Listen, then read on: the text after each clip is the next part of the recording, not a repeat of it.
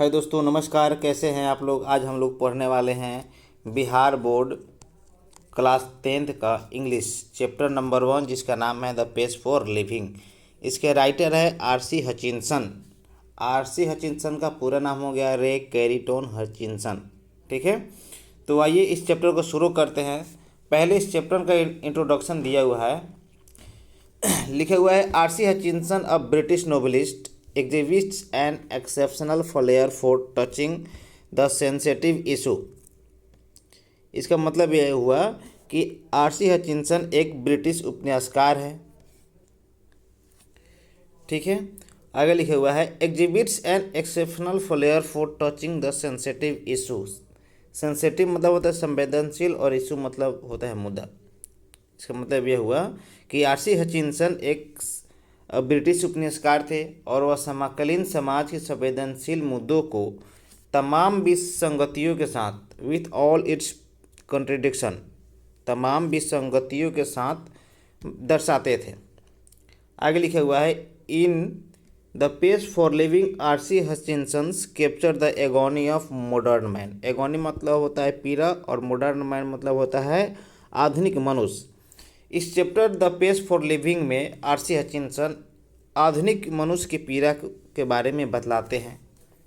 आगे लिखा हुआ है he brings out how the first moments of main things and object hurt the normal rhythm and exert undue pressure on men women and children. कहने का मतलब यह हुआ कि वह बतलाते हैं कि किस प्रकार मनुष्य वस्तु और संसाधन की तीव्र गति समान लय को बाधित करती है और इसका असर पुरुष, महिला और बच्चों पर अनावश्यक दबाव डालती है। ठीक है, आगे लिखा हुआ है, अब यहाँ से स्टोरी शुरू हो रहा है। लिखा हुआ है I saw a play in Dublin not long ago. Not long ago का मतलब होता है हाल ही में। आई सो मतलब होता है मैंने देखा। हाल ही में मैंने डबलिन शहर में एक नाटक देखा इन विच जिसमें the chief character was an elderly cod merchant. जिसमें मेन कैरेक्टर था, मुख्य पात्र एक एल्डरली कॉड मर्चेंट का था in a small Irish country town, जो आयरिश कंट्री के एक छोटे से शहर में रहता था। He was man of many anxieties. उसके जीवन में बहुत सारे चिंताएं थी। आगे लिखा हुआ है his heart was dicky, his nephew was cheating him. Dicky मतलब होता है कमज़ोर और हर्ट मतलब होता है दिल। इसका मतलब यह हुआ कि उसका दिल कमज़ोर था और उसका भतीजा उसे धोखा दे रहा था। His wife had a fantastic notion. उसकी पत्नी की एक शानदार अवधारणा थी, विचार थी of spending 10 pound on a holiday, कि कहीं हॉलीडे पर 10 पाउंड खर्च करने का। ठीक है, फिर से देखिएगा, बोल रहा है कि मैंने हाल ही में डबलिन शहर में एक नाटक देखा जिस नाटक में मुख्य पात्र एक एल्डरली कॉर्न मर्चेंट का था, जो एक छोटे से देश के आयरिश टाउन में रहता था। आगे लिखा हुआ है उसके जीवन में बहुत सारी चिंताएं थी, परेशानियां थी, उसका दिल कमज़ोर था और उसका भतीजा उसे धोखा दे रहा था। उसकी पत्नी के पास एक शानदार विचार थी। क्या विचार थी? कि कहीं हॉलीडे पर 10 पाउंड खर्च करने का। ठीक है, आगे लिखा हुआ है ऑल टुगेदर, कुल मिलाकर the pace of life was getting too much. कुल मिलाकर उसके लिए जीवन की रफ्तार काफ़ी अधिक हो गया था। For him and a moment of despair ऑटेड a great cry from the hearts. और दुख के क्षण में, मोमेंट ऑफ डिस्पायर मतलब होता है दुख के क्षण में, दुख के क्षण में उसके दिल से एक कराह की चीख पुकार निकलती थी।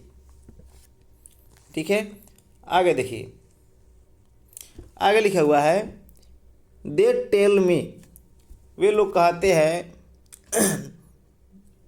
Theirs an aeroplane now that goes at 1000 mile an hours, now that's too fast.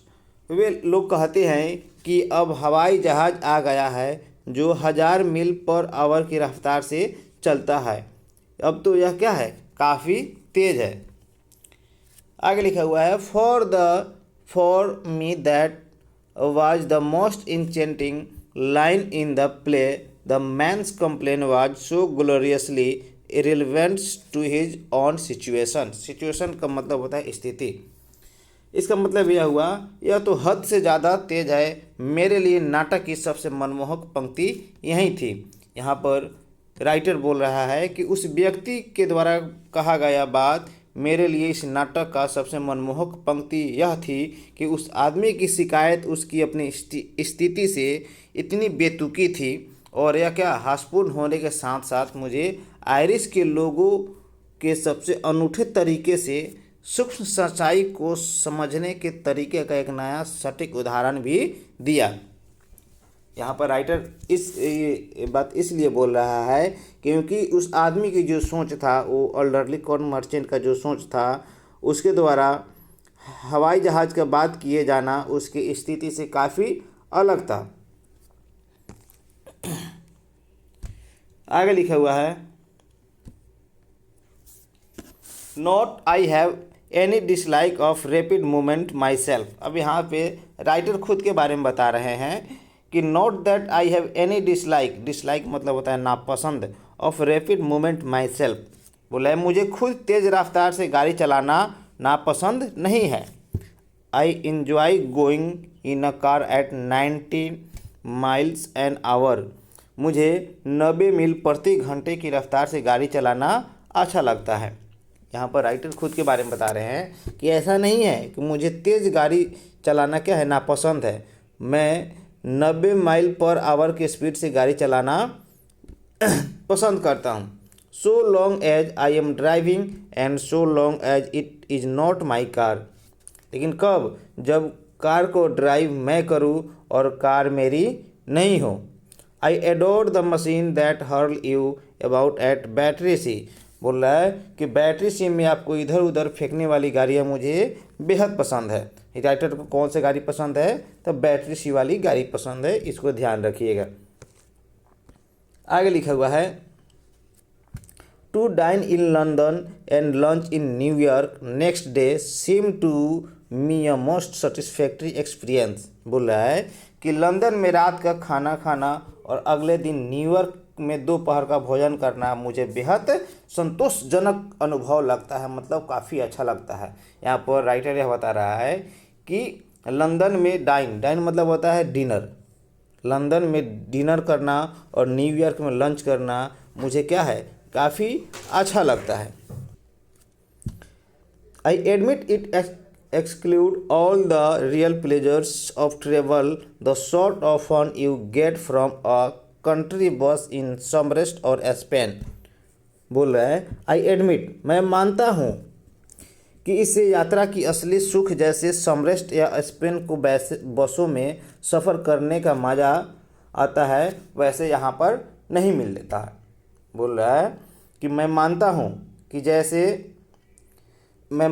कि इससे रियल यात्रा का अनुभव प्राप्त नहीं होगा जैसे कि हमें समरेस्ट और स्पेन के बसों में मिलता है।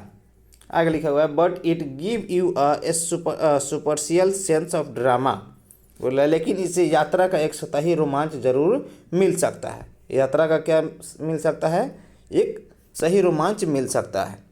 ठीक है, आगे बोल रहा है